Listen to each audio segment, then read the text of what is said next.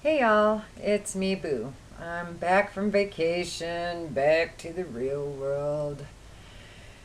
Yeah, I wish I could say I'm happy about that, but I'm not.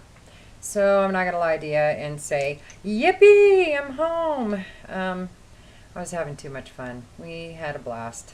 I'm gonna be posting little snippets of videos, probably another couple of them from our trip, and I'll probably lose some people along the way, but I just I've had a couple of people PM me saying, this is someplace they'll never get to go to, so it's kind of fun living vicariously through me. So why not? So even if just a couple people enjoy the videos, I'm going to post it. So anyway, this is going to be kind of a really cool special one. I recently did a split with Andrew Lestivka on Facebook on one of the community pages there, the fragrance community pages.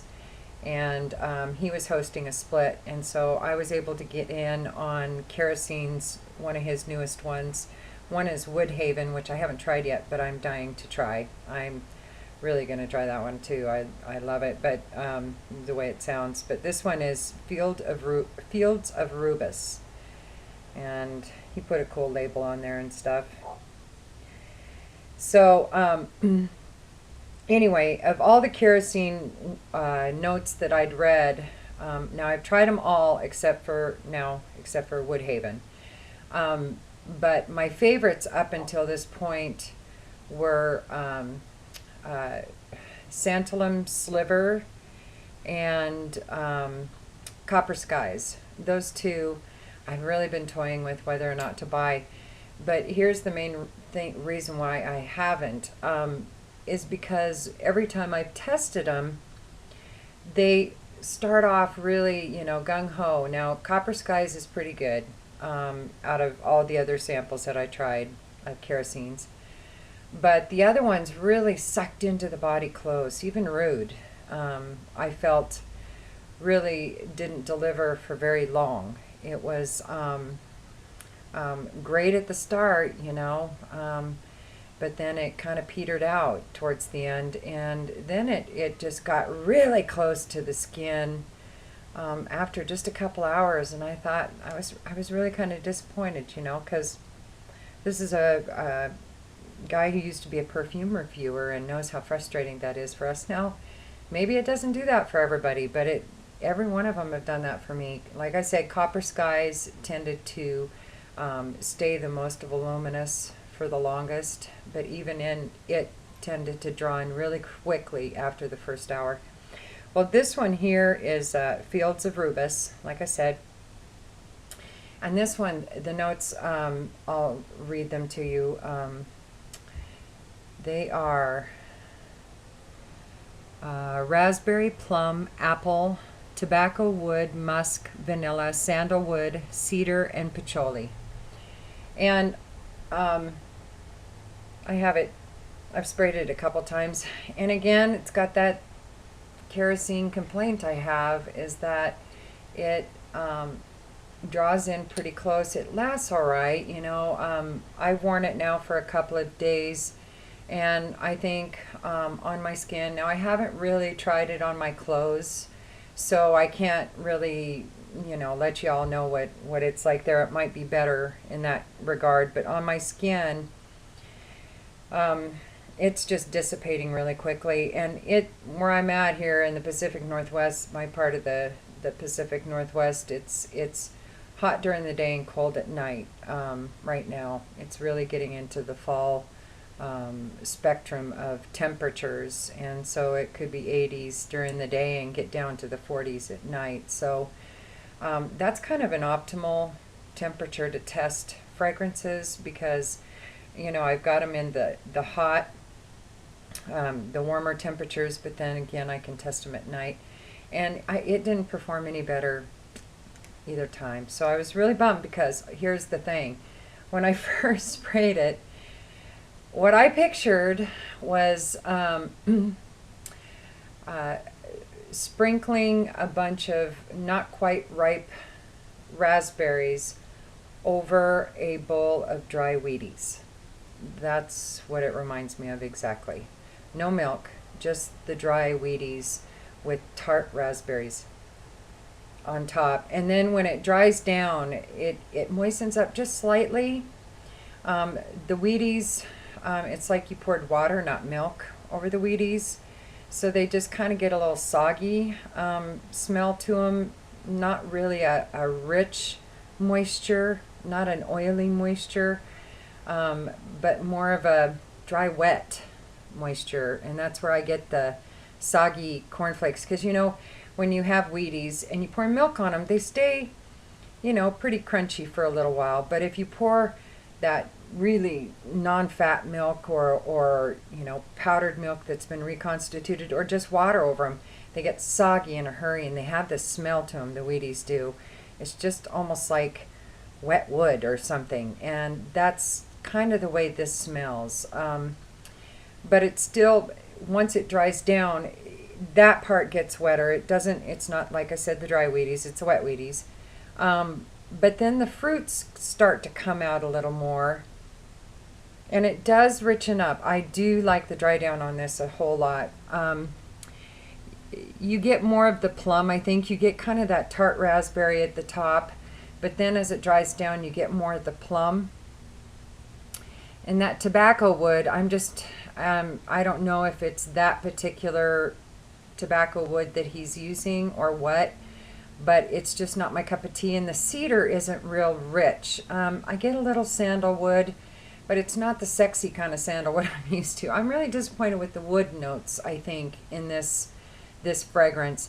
The vanilla does come out with the dry down, and the patch comes out, and it really does get nice on the dry down. But I'm really kind of into woods right now, and especially ouds and cedars and things like that. So I guess it's whatever you're currently really involved in that you really pick up on those notes when you're checking out new fragrances. Because I kind of think of woods as being more like a choir. And, you know, you've got your tenors and your really high-voiced male voices in the choir, which I associate like with vetiver and oak moss and, what else would I put in there? Vetiver, oak moss, well, anyway. So that those notes are really good. They're higher in the choir, and so it's kind of easier for the girls to sing those notes. I used to have to sing tenor all the time because when I was in choir, all the guys' voices had changed, and there was no guy that could sing those middle notes, so I always sang choir or tenor. So because I had a low gal's voice, so anyway, that's why those wood notes are really easy to use in unisex fragrances, because they're not too butch, they're not too macho. That you can't put them in a woman's fragrance and really add to it a little masculinity to a very feminine fragrance without overpowering it like an oud would.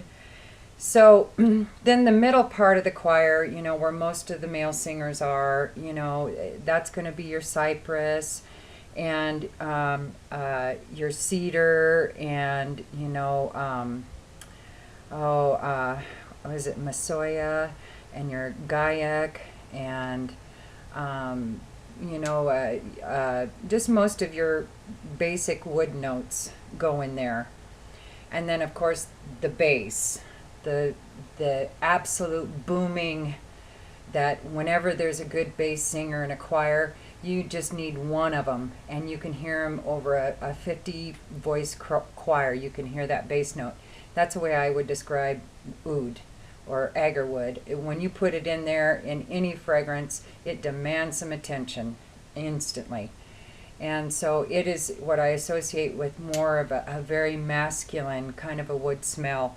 Now, I happen to be really getting into oud right now, so I don't want to put it off like it's only a masculine note. It's not. I'm totally, and I'm just kind of loving the temperature's getting a little colder, even though I just came from a very warm, humid paradise. I came home to cooler, dry air, and bam, some of my oud started popping out of the cupboard, you know, instantly onto my skin. I'm starting slowly, so a little Amber Oud by Killian I've been rocking the past couple of days, and some Red Oud by Montal. I'm going to be doing a whole oud video though, because I'm just absolutely in love with it. Anyway, so that's why I'm a little disappointed in this Fields of Rubus, because I'm really into the wood notes as of late, especially with the cooler temperatures. And this is just a soggy wood smell to me at the beginning. But then, like I said, once it dries down and the wood gets wetter, it kind of goes into the background. And the raspberry and the plum, the raspberry kind of goes down a little bit too. The tartness of it goes down, and it becomes sweeter and richer and warmer and darker almost at the same time.